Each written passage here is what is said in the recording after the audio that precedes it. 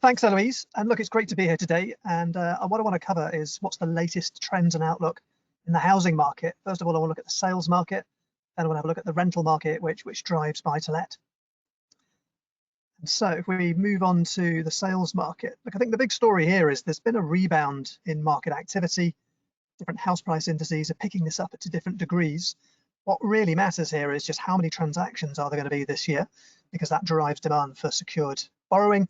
But also look at the kind of motivations and factors that are driving consumers' decisions to move home, and you might want to think how you fit that into your marketing.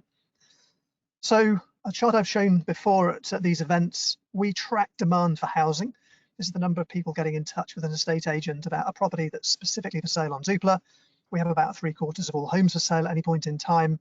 And we've just taken a 5-year average as 100. So anything above the line 100 is above average. Anything below is below average. Now, we had this incredibly strong market after the pandemic, 2020, 21, 22, almost abnormally strong market conditions. I think it's probably more important that we focus on levels of demand today versus last year, but also then that pre-pandemic period. And you can see, and there's always seasonality to demand, goes very quiet over the Christmas period, then rebounds. But look, like the green line, the last couple of months has rebounded. It's starting to cool off a little bit, but it's ahead of last year. And importantly, it's ahead of the same period in 2018, 2019, 2017.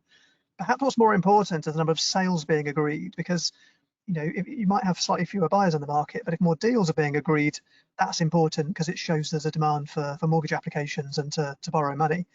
And you can see here in the grey line that the number of sales agreed follows a very similar pattern to demand. But importantly, we've got sales agreed now running ahead of this time last year, and again, ahead of that pre-pandemic period. So that return of demand, plus we've got 20% more homes for sale than we had this time last year. There's more sellers in the market, more sellers, a lot of them are also buyers, and that's supporting transactions. And so the dotted line here just shows where we are today. And again, you can see that we're well ahead of 2017, 2018 levels, and more sales is going to drive more transactions. And I'll talk about that a bit later on. So we've got a rebound in activity. It's certainly not matching the kind of, the unsustainably strong sort of pandemic period, but it also tells us that, mortgage rates falling back towards 4.5%.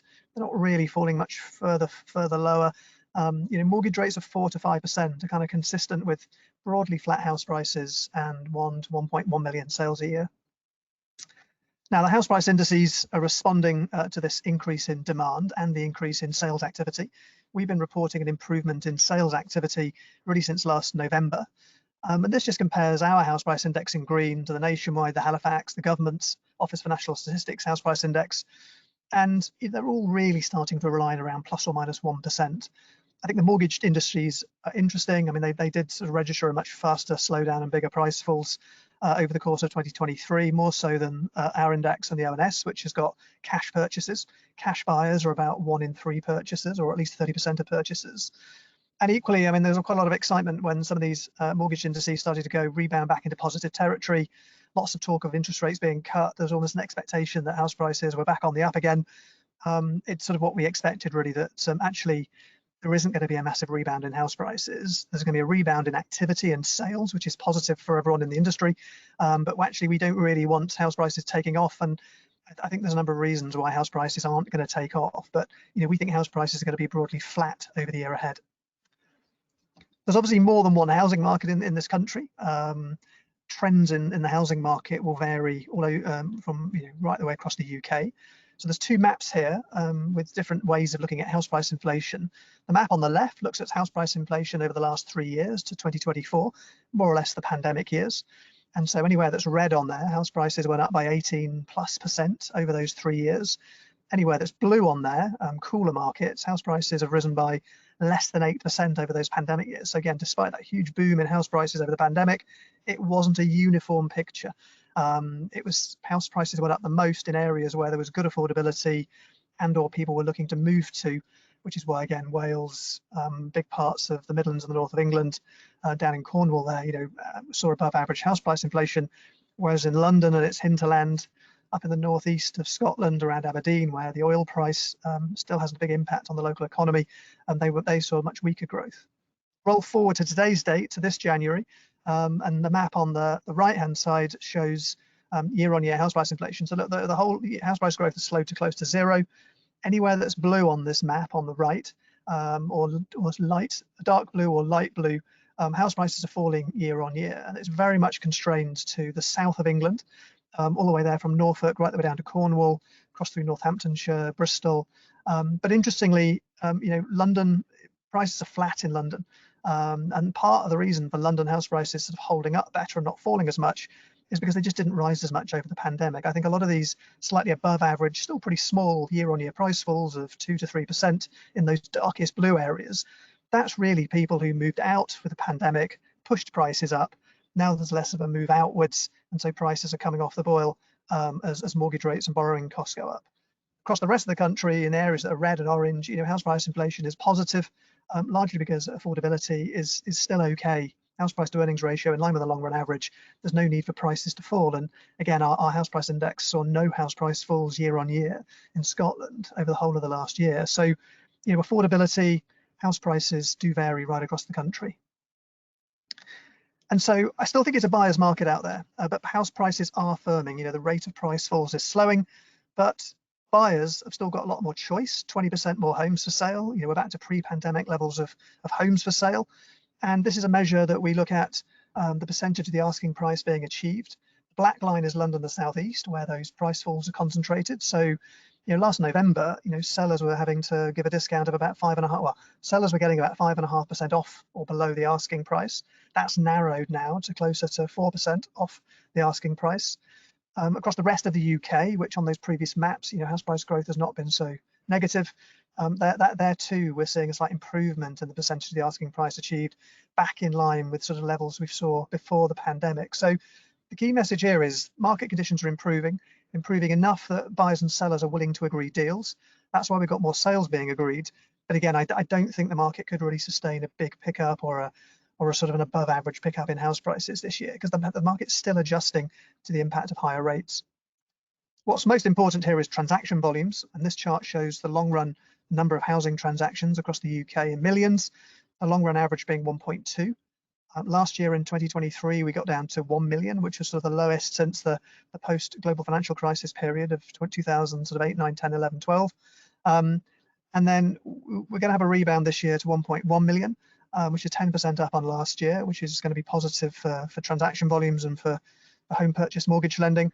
And again, we see the market continuing to increase in volumes, but we're probably likely to fall just short of the 1.2. But I think the main message here is we're going to have an increase in volumes before we get an increase in property prices.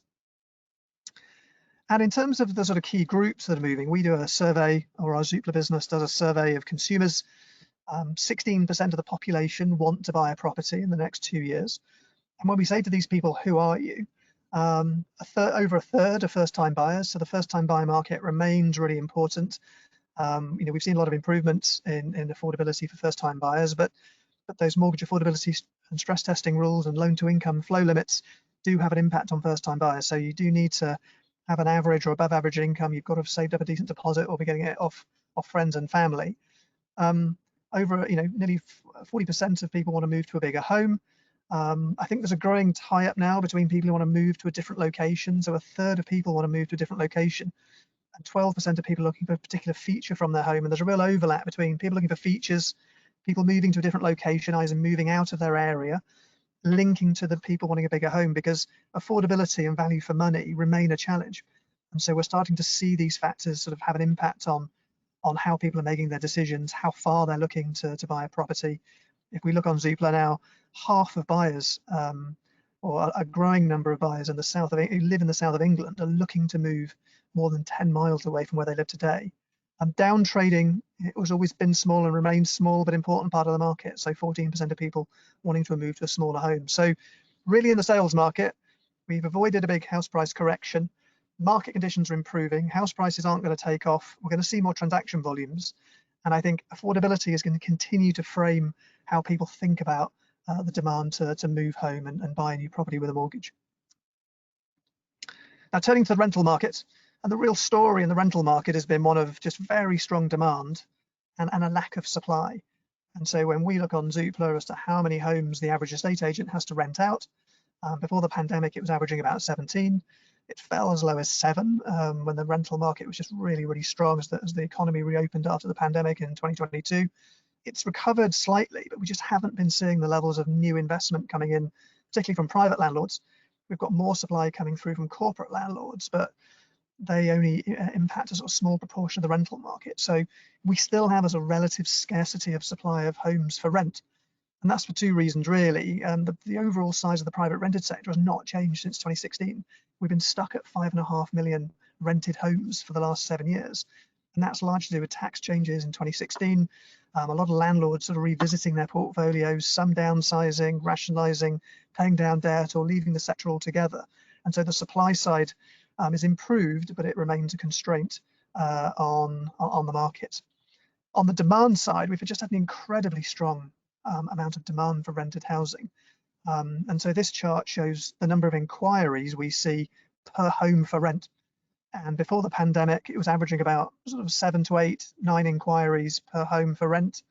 And then as the economy reopened in 2021, and then in 2022, we saw the international borders reopening, record immigration into the UK from sort of discretionary moves to come and work here, but also people fleeing Ukraine, what's been happening in Hong Kong, Afghanistan.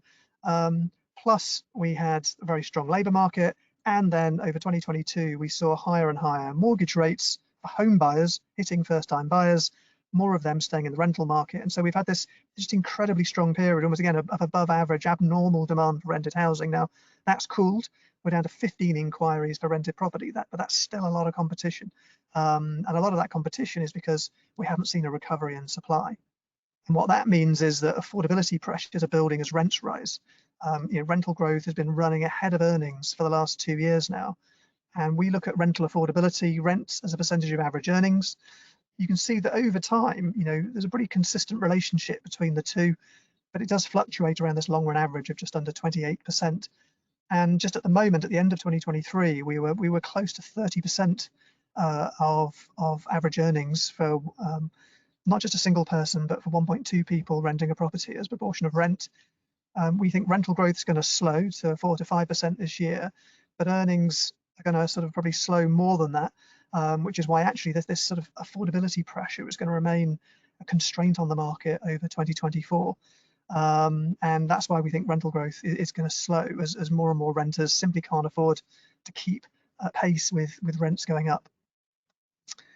And so when we look at rental growth, and this is rental inflation for new lets, this is when a property becomes vacant, it's put on the market. What's been the year-on-year growth in new lets? Well, it has slowed. It slowed from around about 11% a year ago to just over 8% today. But again, as you look across the different regions and countries of the UK, a lot of these bars for Jan 24 are broadly the same as Jan 23. I mean, Scotland's cooled a little bit. The real story is in London. I mean, rental growth in London has been incredibly strong as the economy reopened after the pandemic. A year ago, we had over 15% year-on-year rental growth. That's slowed now to just over 4%. And in parts of inner London now, we're down at rental growth of 1 to 2% year-on-year. Now, London matters because we weight our index according to the stock of rented homes, and about 30% of all rented homes are in London. So we do think affordability pressures, particularly in London, are starting to limit the level to which rents are increasing. But again, what we do find is rents are rising faster in areas around big cities that still offer better value for money, the likes of Oldham, Walsall, Newark, up in Lincolnshire, Nottinghamshire. These value for money markets, rents are still rising in double digits because that's where renters are going to find value for money. But that also means there's less demand or slowing demand in the more expensive areas. And again, we do think rental growth is going to slow over the course of this year. Now, rental growth has been good news for landlords. It's helped bring in more cash flow potential to offset the impact of higher rates.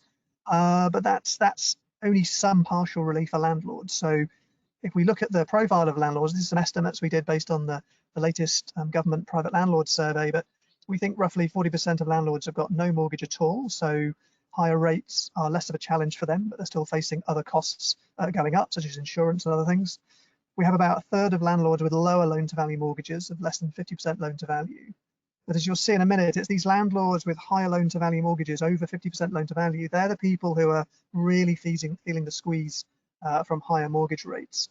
And just to illustrate that, I've got a chart here that looks specifically at London. where the sort of squeeze of higher rates is being felt most. And so what I'm just doing here is I'm taking a typical buy-to-let property in London. I'm saying by different loan to value on the bottom axis here, what were my mortgage interest payments per month at 3% mortgage rates, maybe 3, 4, 5 years ago? And now today I'm using 5.5%. So, the interest payments due on a property at refinance are increasing.